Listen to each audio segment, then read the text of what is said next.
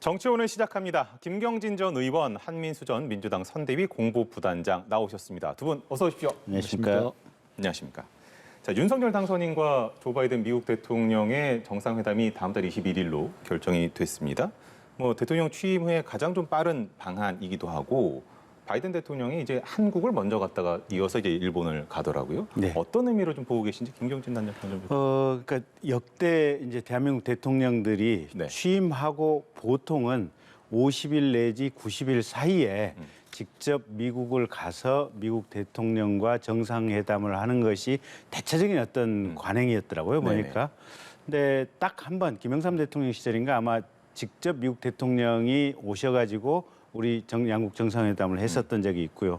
그러니까 역사적으로 보면 이제 두 번째인데 3월 10일이죠. 그러니까 당선 확정된 날 아마 오전 10시경에 그때 윤석열 당선인하고 바이든 대통령하고 전화 통화가 한 10여 분 있었다는 것 같고요.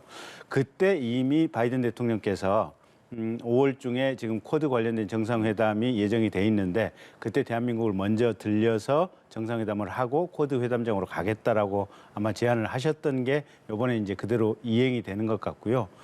윤석열 당선인 입장에서는 대선 기간 중에 한미 동맹을 복원하겠다. 그리고 중국에 대해서는 상호 존중하는 한중 관계를 만들겠다. 또 일본에 대해서는 미래지향적인 관계를 설정하겠다. 이게 이제 국제관계의 큰 틀의 원칙인데 어쨌든 한미 동맹을 재건하고 복원하는 것이 가장 핵심이다라고 이제 당선인의 어떤 외교 철학을 밝혔고 또 바이든 대통령 입장에서 보면 중국과의 긴장 관계가 현재 미국의 외교에 있어서 가장 중요한 부분이거든요. 그러니까 그 부분에 어떻게 보면 가장 이 핵심되는 부분이 대한민국 정부다 보니까 그냥 곧바로 오셔가지고 이렇게 빠른 시간 내에 정상회담이 이루어지는 것 같습니다. 한 단장께는 이걸 한번 여쭤보겠습니다. 네. 바이든 대통령의 방한 기간에 정상회담뿐만 아니라 이제 문재인 대통령을 이제 만나뵐 예정이라고 하더라고요. 협의 중이라고 하는데 그 퇴임 이후 시점이기 때문에 사실 문재인 정부 그리고 윤석열 당선인 측의 대북 접근법이 조금 차이가 있거나 온도차가 있는 것이 사실 아니겠습니까? 이 부분은 어떤 의미로 좀 봐야 될까요? 일단 이것도 상당히 이례적인 것 같습니다. 퇴임하는 물론 시차가 크지는 않습니다만 퇴임하는 대통령을 미국 대통령이 와서 문재인 대통령을 만나겠다 하는 것도 의미가 있고 저는 이게 문 대통령이 그동안 이 재임 기간 5년 동안에 정말 끊임없이 꾸준하게 했던 게 한반도 평화체제 구축이고 비판하는 쪽도 있습니다만 그래도 집권 5년 동안에 큰 북한과의 갈등 고조되지 않고 안정적 관리를 하지 않았겠습니까? 그런 측면에서 바이든 대통령이 어떤 존중과 예우를 하는 측면도 있고요. 그와 더불어서 저는 바이든 대통령이 문 대통령께 진짜 이 한반도 문제는 우리뿐만 아니고 미국도 최대 관심사이기 때문에 거기에 대한 어떤 고견을 좀 들으려고 하지 않을까 이런 생각을 합니다. 왜냐하면은 문 대통령이 지금 3차례 정상회담을 했고요. 또 남북미 트럼프 대통령까지 전 대통령까지 합치면은 4번이나 김정은 위원장과 회담을 했습니다. 문 대통령만큼 김정은 위원장을 아는 사람도 없을 겁니다. 정상 중에.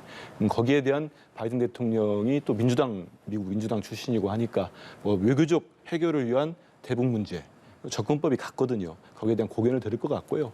좀 전에 말씀하신 바이든 행정부와 지금 윤석열 당선인의 이제 새 정부와의 차이는 조금 있죠. 왜냐하면 후보 시절에 상당히 논란이 됐던 북한에 대한 선제 타격 발언도 있었고 특히 이제 사드 추가 배치는 우리하고도 문제가 되고 미국하고도 문제가 되지만 또 특히 중국과 문제가 되지 않겠습니까? 저는 근데 다만 당신은 후보 시절이었고 지금은 이제 또 외교 정책을 다듬어 가기 때문에 저는 이렇게 말씀하셨던 부분들을 고집하지는 않을 거라고 봅니다. 근데 이게 잘 담기면은 말 그대로 어떤 먼저 우리 한국을 찾는 의미뿐만 아니고 한미 공동성명에 상당히 알찬 내용이 들어갈 거고 만에 하나라도 좀 이견이 불거진다면은 그런 점이 있지 않을까 이런 생각이 듭니다. 이어서 여쭤보면 네. 이번에 이제 국빈 방문은 아니고 이제 공식 방문인 것 같더라고요. 네.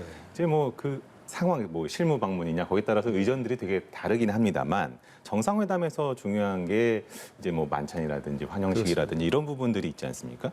기존에는 영빈관을 사용하거나 상춘제를 사용하거나 청와대 내부를 사용했는데 지금 이제 청와대가 개방이 됐기 때문에 다른 대안들을 좀 찾고 있는 것 같더라고요. 네.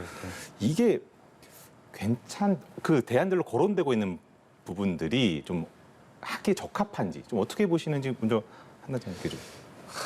이 문제가 나오면 그동안 지금 많은 논란이 되고 여전히 논란이 되고 비판적 시각이 나오는 게 이른바 대통령 윤석열 당선인이 취임하는 5월 10일 날 만찬을 역대 대통령들은 물론 문 대통령은 뭐 만찬도 없었습니다. 환영식이 없었습니다. 근데 이거를 지금 호텔 최고급 호텔에서 한다고 해서 문제가 논란이 있지 않습니까? 저는 그래서 이 부분도 물론 말씀하신 대로 뭐 국빈이냐 실무냐 공식이냐에 따라 약간의 다릅니다. 그렇지만 미국 대통령이 오는데 우리가 격에 맞춰서 환영 만찬 안 할 수 있겠습니까? 공식 행사도 해야 됩니다. 그래서 저는 이런 제안을 좀 하고 싶어요. 그리고 좀 인수위 측이나도 좀 많은 분들이 이런 얘기를 하기 때문에 아니, 청와대를 개방해도 국민들께서 들어가서 상춘제도 걷고 보지만 우리가 문화재 구경할 때도 그 안에까지 들어가지 않습니까? 그러면 이렇게 국가적 행사가 있을 때는 그 장소를 쓸 수 있도록 해도 됩니다. 그거 국가 세금도 아끼는 거 아니겠습니까? 이거 국민들께서 그걸 이해 못 하시고 이 행사 있을 동안 내가 꼭 청와대 경례를 걸어야 된다고 하실 분들이 얼마나 되겠습니까? 그러니까 이런 부분들은 좀 세금 아끼는 것도 있고 그다음에 현재로서 대통령 뭐 관저도 없는 상태 아닙니까?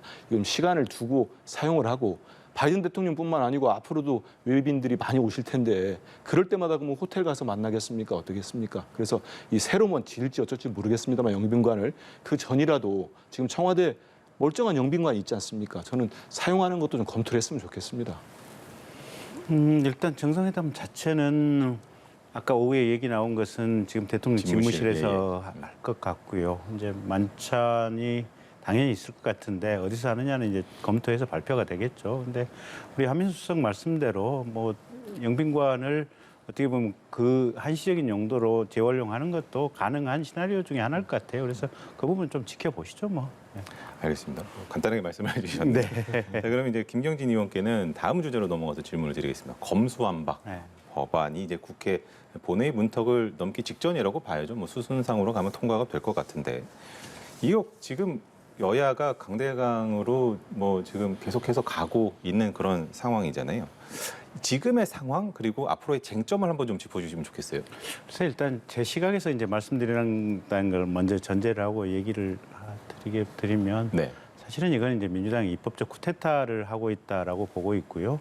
아마 언젠가는 역사의 평가를 받을 것이다. 이제 이렇게 보고 있고.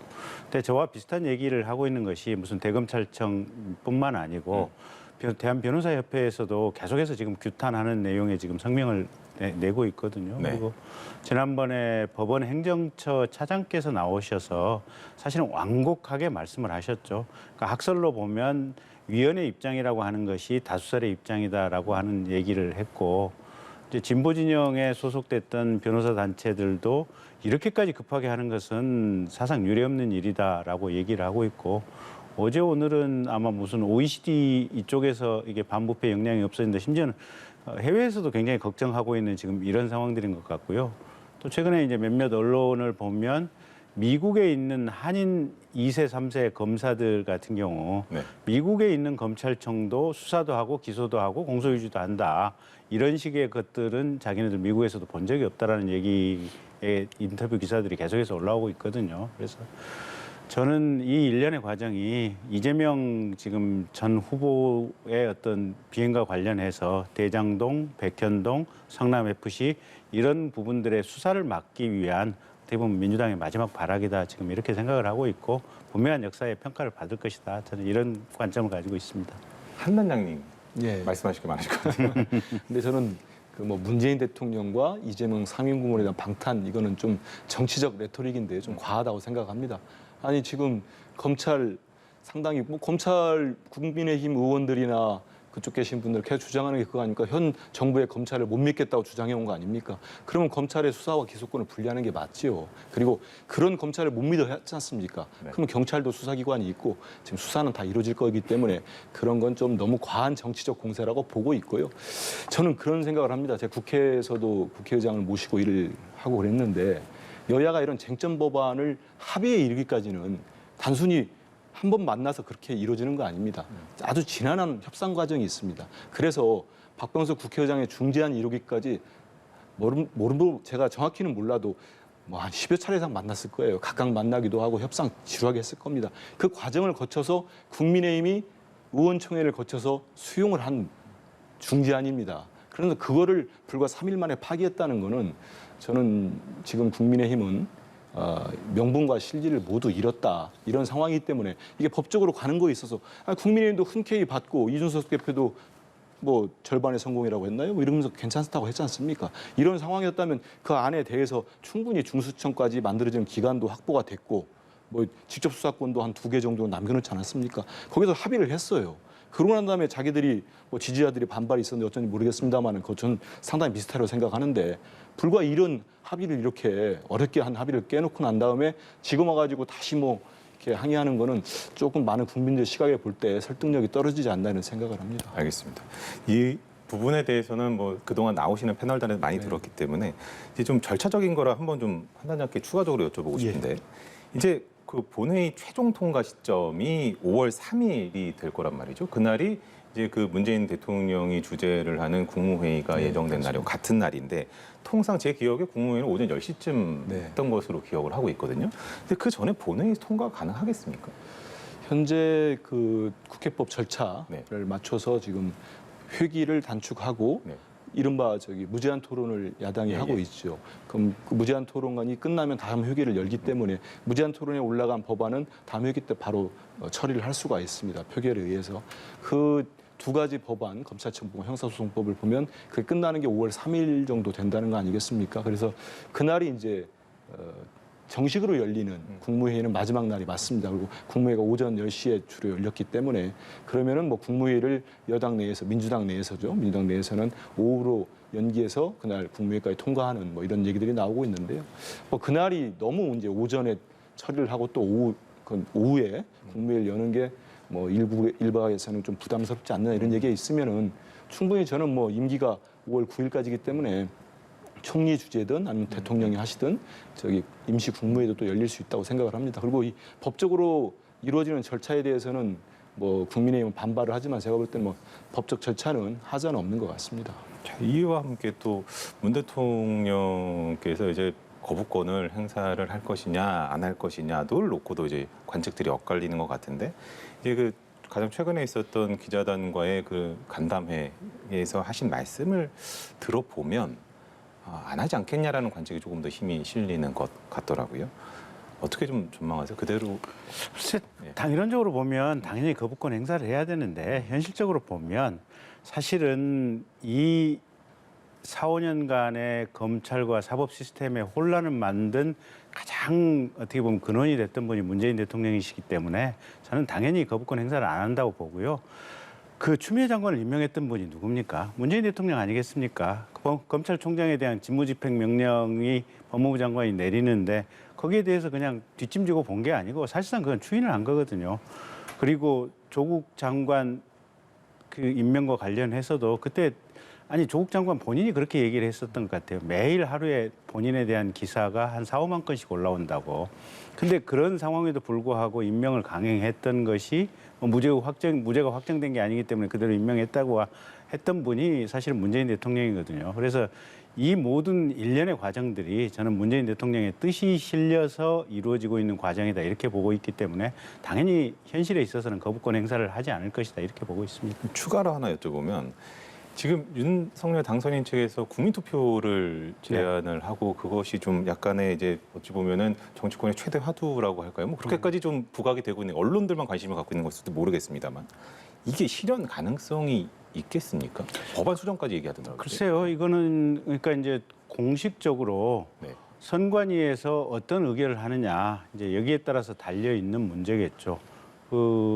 이게 선관위 뭐 얘기로는 국민투표법이 이제 헌법 불합치 결정이 나고 제대로 수정이 안 됐기 때문에 못 한다고 하는데 사실은 그 수정하라고 하는 부분이 재외 국민과 관련된 투표 절차를 보완하라는 부분 아니에요. 근데 그 부분이 지난번 대통령 선거 때 재외 국민 대통령 선거를 했었잖아요, 보면. 그러면 법은 수정이 안 됐다고 하지만 국내에서 국민투표를 하면서 재외 국민들에 대해서는 대통령 선거에 준해서 사실은 국민투표 절차를 현실적으로 밟으면 될 거 아니에요. 그래서 저는 실제 하는 거에 대해서는 문제가 없는데 다만 중앙선관위의 의사결정 구조, 선관위원이나 선관위원장 이분들이 전부 문재인 대통령이 임명했던 분들이기 때문에 과연 선관위가 새로 취임하는 윤석열 대통령의 어떻게 보면 이 국민투표에 관한 어떤 의지에 관련해서 어떤 결정을 할 것인가 이런 부분을 우리가 주목해서 봐야 될 대목이 아닌가 합니다. 그래서 이제 뭐 장재원 비서실장인가요? 뭐 월권이다 이렇게까지 얘기도 한 것 같고 어떻게 보고 계십니까? 저는 이게 전형적인 국민투표 꺼내는 순간 저는 이건 여론전이고 이거를 본인들이 합의를 파기한 이후에 뭐 대국민 여론전이라고 생각합니다.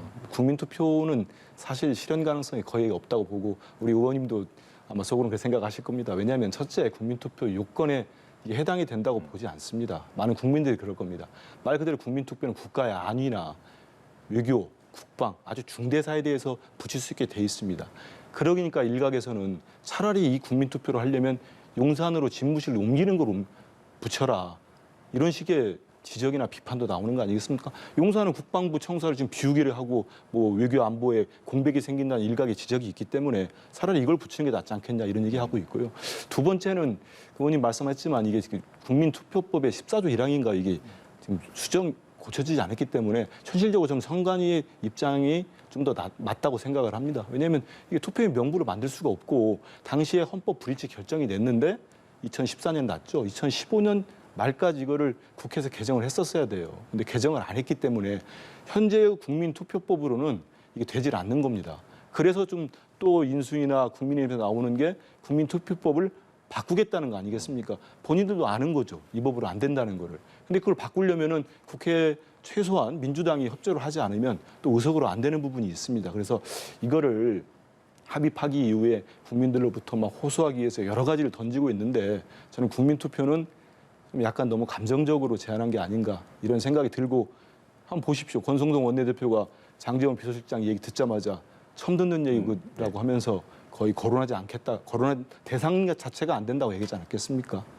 그렇게 관련해서 한번 좀 입장 여쭤보고 싶어요. 그 당과 인수위가 혹시 교감이 있었던 보고하러 들어가는 길이라고 하긴 했습니다만 장재원 그러니까 비서실장이. 이게 그런 것 같아요. 지금 국민들이 거의 한 60, 70% 정도가 이 지금 민주당 검수완박 관련 법안에 대해서 우려가 있고 그러면서 특히 이제 법조계 전문가들 사이에서 다양한 의견이 지금 다양한 의견과 분노가 지금 분출되고 있는 과정인데 그 중에서 유력하게 지금 이 법조계에서 주장되고 있는 것이 그러면 국민들의 의견을 한번 직접 묻는 절차를 밟아보자.